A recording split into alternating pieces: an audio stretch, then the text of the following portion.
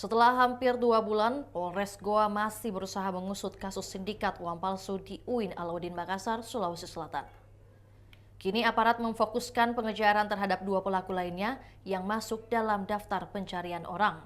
Kapolres Goa AKBP Reonal Simanjuntak kepada wartawan di Makassar pada Kamis 9 Januari 2025 kemarin mengungkap setelah otak pelaku sudah ditahan dan berkas ke-18 tersangka sedang dirampungkan, penyidik juga tengah mengejar pelaku lain.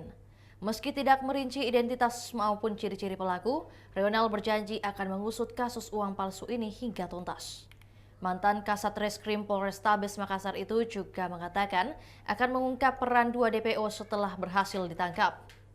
Kasus sindikat uang palsu UIN Alauddin Makassar kini sampai pada penahanan otak pelaku Anar Salahuddin Sampetoding. Sempat menjalani perawatan di Rumah Sakit Bayangkara Makassar karena kesehatannya drop usai ditetapkan tersangka dan hendak ditahan.